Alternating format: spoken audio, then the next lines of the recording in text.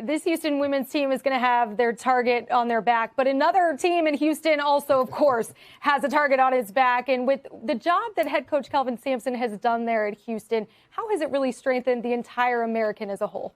Well, no one has been more loyal or been a better outspoken proponent of the American Athletic Conference than Kelvin Sampson.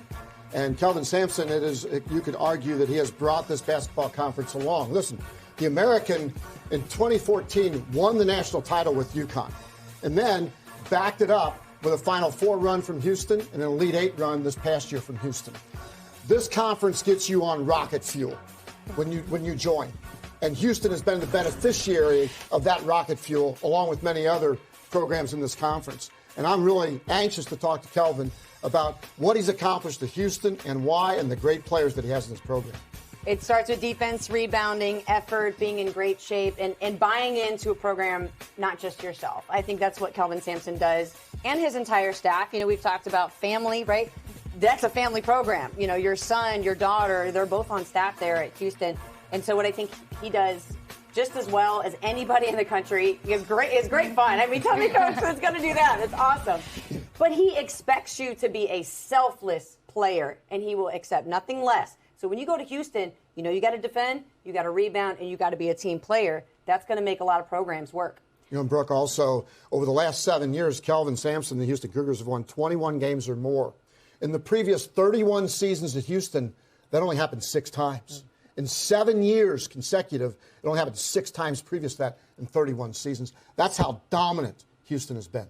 Marcus Sasser and Jamal Shead getting a lot of the attention nationally, preseason all-conference guys here in the American. But, Mark, who else on this Houston Cougars team should we keep our eyes on this season? Well, I think I mentioned that Tremont Mark coming back is a huge get for the Houston Cougars. Reggie Chaney is undervalued. Juwan Roberts could be a guy that just takes over the boards. I mean, his rebounds per minute are off the charts. And I just think that you mentioned it, defense and rebounding. Houston is going to smack you upside the head. They're going to the offensive glass, and that's why they're so successful. They create so many hustle opportunities for their team. Coach Sampson joins us right now here in the studios. And, Coach, we're going to send things immediately over to Chuck Sullivan with the American Athletic Conference, and he's going to field some questions for the media. Thanks for joining us. You're welcome. Thank you. Morgan, welcome, Coach Sampson. We'll take questions from the media. As Morgan said, please use the raise hand feature in the Zoom to join the queue. And we'll start with Chris Gardner, please, from Houston Roundball Review. Coach, this is kind of my question that I usually ask you, but what are your thoughts overall on the conference this season?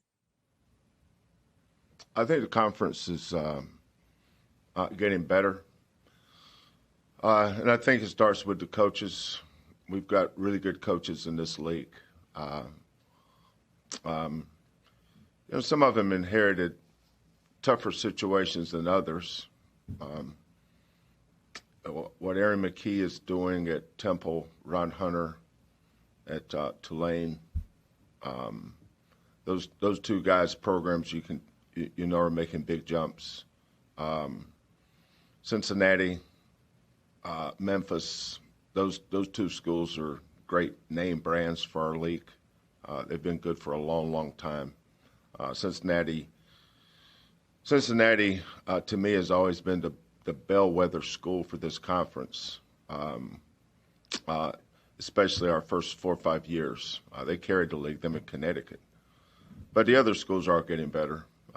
We have some first-year coaches in the league that I think is going to do an outstanding job at their individual schools. So our league, you know, the goal for our league is just to continue to fight to get more teams in the tournament. And then when we're in the tournament, you know, get a breakthrough, win the first game, get to the second game, then have a chance to win your second game. That's what was I knew Memphis, when they got in the tournament last year, that was going to be a tough matchup for somebody. And they could have not easily, but they could have won that Gonzaga game. But Temple's going to be right there. Tulane's going to be right there. Cincinnati's got a team that can contend for the conference championship. Memphis does. So I think our league's getting better. We'll go next to James Muller, please, from the Daily Cougar. Yeah, Kelvin. Now with Jawan Roberts in his fourth year with the program, Jairus was telling us how he's been sort of a mentor to him. Can you talk about Jawan's leadership and sort of have you seen that sort of step up now that he's one of those veteran guys with the bigs? Yeah, I'm not sure he wasn't doing that last year. That's his personality. Jawan is very much a giver. He's the perfect teammate because he cares so much for other people. He values your success. He wants you to be successful. Very selfless. Now in his fourth year, he's found his footing. He's found his voice. His leadership is critical to this team. And Jawan plays good in big games. The game at Alabama last year stands out. And even our last game against Villanova, the way he competed in that game. So, but he's a coach's dream as far as the kind of person he is, teammate he is. So, Jairus is lucky to have Jawan here because Jawan will value and make a big deal out of Jairus's good days, good plays, and his improvement. Take the next question from Joseph Duarte, please, the Houston Chronicle. Good morning, Kelvin. Good morning, Joseph. Kelvin, I was wondering, just not having the guys you didn't have in the backcourt last year, how did that either push along Jamal's development or maybe just the whole having the saying grow up quicker than expected? Did that, in your opinion, was there a silver lining to that in terms of how that impacted him, not having those guys? Yeah, but Jamal was starting before that. We were having growing pains, as we will this year, as we will next year. Every year, teams have growing pains. The first half of the probably our worst half all year was the first half of the Wisconsin game. We had some guys coming off we played really good against Butler the day before. Wisconsin game, you got to climb the mountain again. But I didn't expect us to play that poorly, but it certainly didn't surprise me. I don't. People have a tendency to just kind of sweep it under the rug. But we were coming off a year where we went to a Final Four and lost 4 starters. Not just 4 starters, 4 critical guys that have been part of the growth of this program, and Dejan Jarreau, Quentin Grimes, Justin Gorham, Bryson Gresham. It's not easy to replace those guys. So in November of last year, we were okay. We weren't very good, but we were just okay.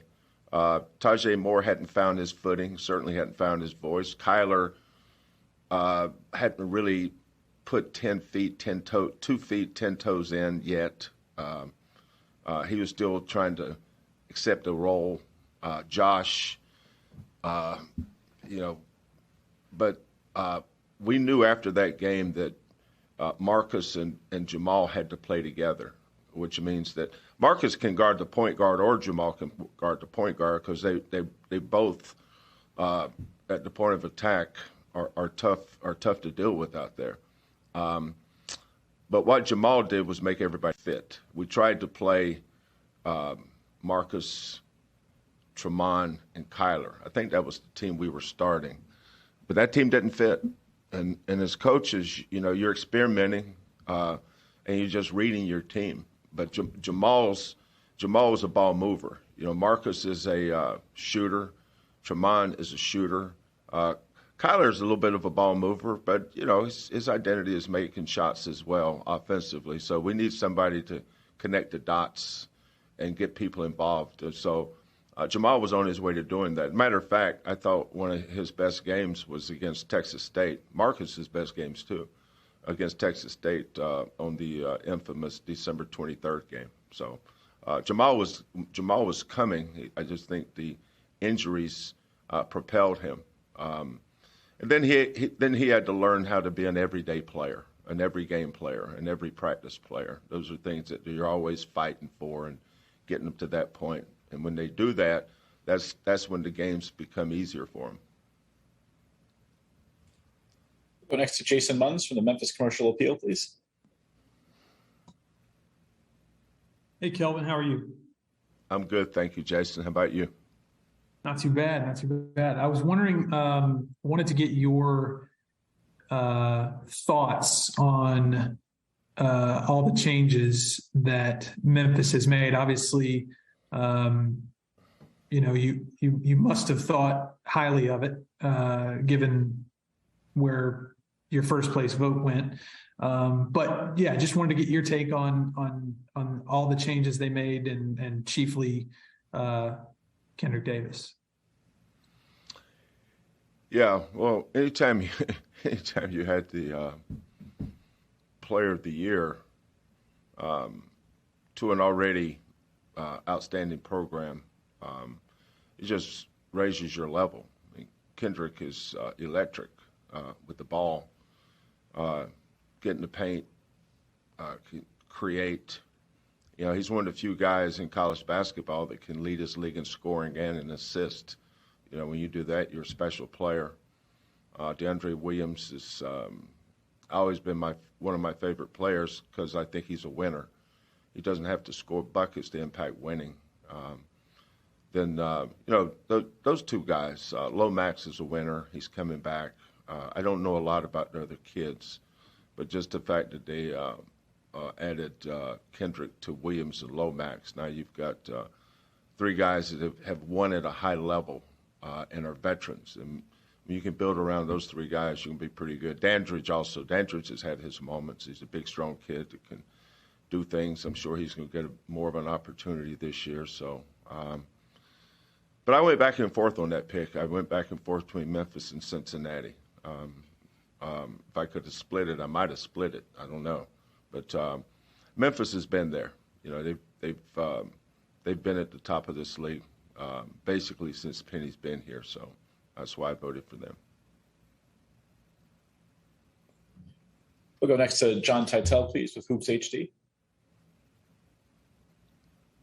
Hey, Coach. You had mentioned growing pains earlier. I wanted to get a sense of what role you envision Jairus having this year. It seems like it might be a perfect fit in terms of after losing Josh and Fabian, you need some size, but there's also so much talent around him that I assume there's not pressure for him to contribute or dominate from day one.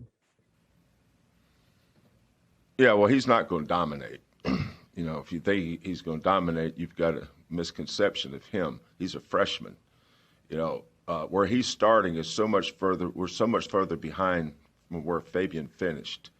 You know, Fabian's the winningest player in the history of this school. You know, he played 5 years basically, and so he had all the experience. He knew the shortcuts. He knew how to help other people. You know, right now, Jairus reminds me of a ball and a pinball machine. You know, he's just getting bounced all over the place, and it's hard. You know, it's hard to come to a program at the level we're at right now and contribute impact winning right away. You know, Jamal has done it. Marcus has done it. We don't win the Rutgers game in the NCAA tournament the year we went to the Final Four without Tremont Mark, Reggie Chaney, J1 Roberts. So all those guys are and they should be a long way ahead of where Jairus is. But that's why we're practicing. You know, his fit will come when he fits. Right now, he's still trying to figure out what right means in pick and roll coverage, what blue means in pick and roll coverage, what monster means, what this means. You know, his eyes are kind of swirling around. So, but it'll come. You have to be a little more patient with freshmen. If you sent freshmen in the woods at night, they run into every tree. And then all of a sudden, when the sun comes up, they see what the trees are, and they know how to navigate and get around them. That's what a freshman kind of reminds me of. And Jairus is no different than any other freshman. He just looks different than they do. Kelvin, it's Mark Adams in studio. Great to see you. You know, I always look at you and your tremendous success. You know, I'm just glad to see you, Coach Sampson. Go Ore Diggers, by the way. Go Ore Diggers. Hey, listen, I'm obviously happy for your success. We go back a really long way, and I've always been intrigued by how you go about your business, and you deserve so much credit for all that success. But I know you, and I know that you're the least important guy in the locker room, and that you have a support system around you. I'd like you to take a minute, if you would, and explain to me how that support system lifts you up and your entire program up. Well, we've always lived by the adage that the most important thing we have going here is our program, not the coach and not the players. It's the program, and the program's always going to come first. That's why we have three things we focus on when we have coaches meetings and when I'm coaching the team. And I coach the team 12 months a year. You don't just start coaching them in October. You're always coaching them in some form or fashion. But, it's the standards that we set every day. I love the fact that my staff consists of my son, my daughter, and then my extended sons, Hollis and Hollis Price and Quantas. Mac McDonald's our video guy, but he was our manager. KC has moved up into his assistant coaching role. I've been working with KC, I think, now for 11 years. So everybody, we kind of promote from within, which helps us keep our standards high. Everybody knows the expectation, and we hold people accountable. That's and it starts with the head coach. The head coach has to create the culture. He creates the culture. It can't come from anybody else. But he also has to work every day to maintain that culture. We don't have a lot of signs around the building. I'm an inspirational quote guy unless I say to him. We do have one that says culture, and our kids buy into that eventually. Now, we have some freshmen that are still finding their footing when it comes to that. But, setting standards, creating expectations, and then holding people accountable has kind of been our formula for success here. Kelvin, you can thank me later, but you forgot to mention Karen, and she's the most important person in your organization and is the true head coach overall. You can thank me later, pal. Yeah. Well, that's Thank you so much. That's why I have good friends. They always have my back. I appreciate you, Mark. Coach, we appreciate your time and really looking forward to seeing what this team can do this season. Okay. Thank you guys for having me. What's interesting that Coach Sampson says, so much individual talent on this roster, right? But it's still all about the program. It always will be. I'm sitting in a bar I know it's hard to believe I'd be sitting in a bar in Butte, Montana in 1983. Well, actually, it was 82. It was December of 82.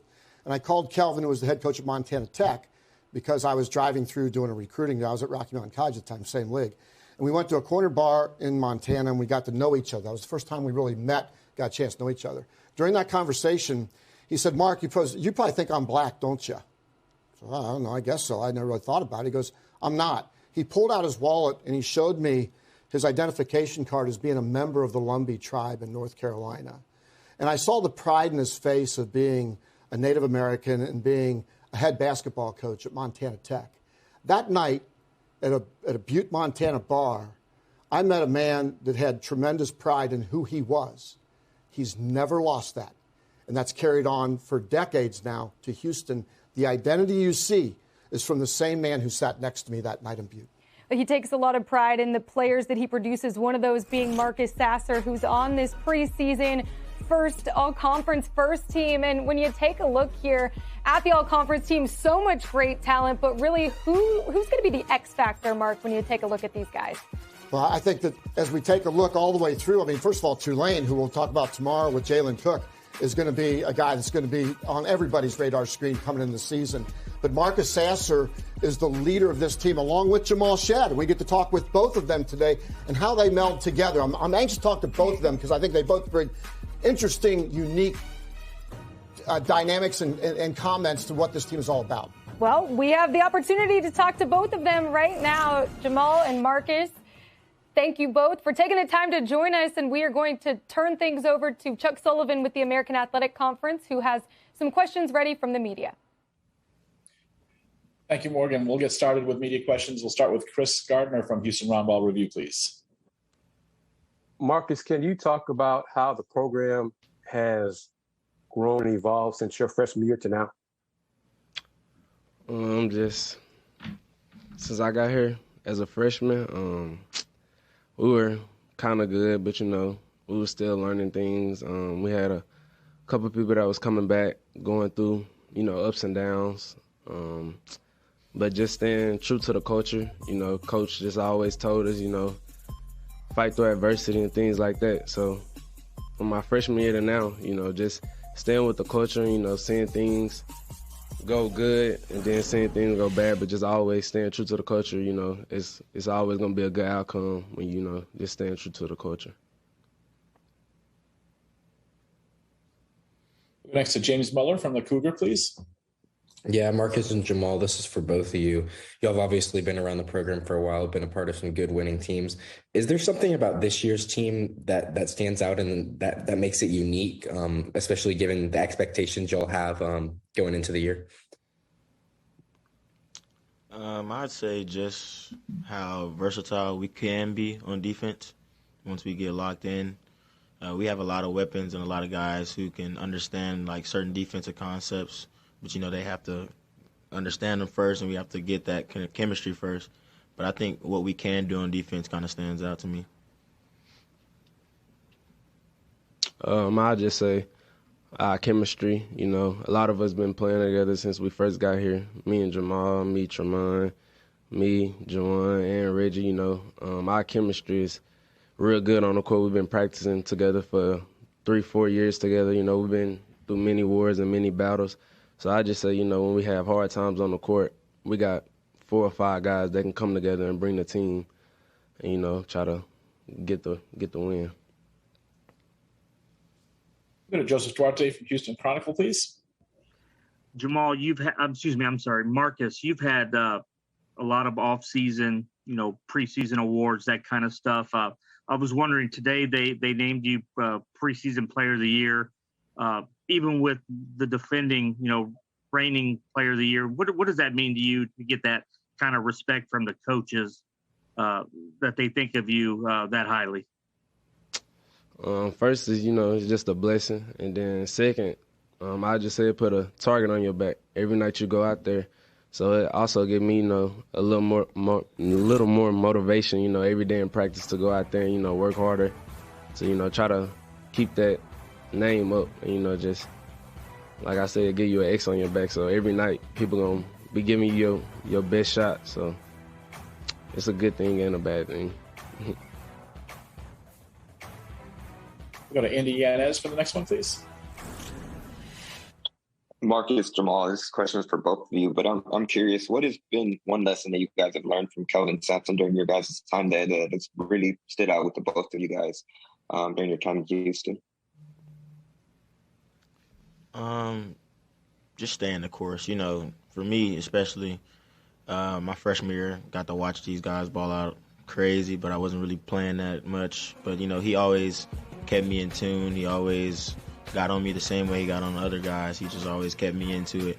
So, just staying the course, being patient, and just having that chip on my shoulder always.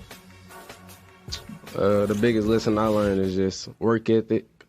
When I first got here, I didn't know what work really was until I got here. So, and that can take you a long way, not just on the court, but, in life too.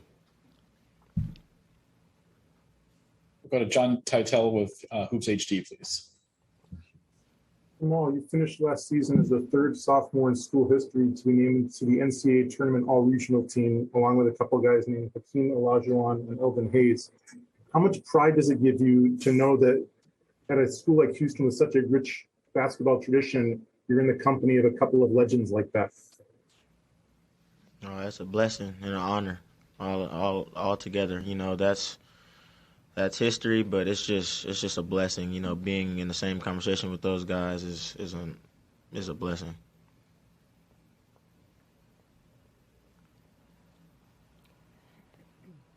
Marcus, Jamal, thank you both so much for the time today. Really looking forward to seeing this Cougars team tip off on November 7th. Appreciate it. Thank you.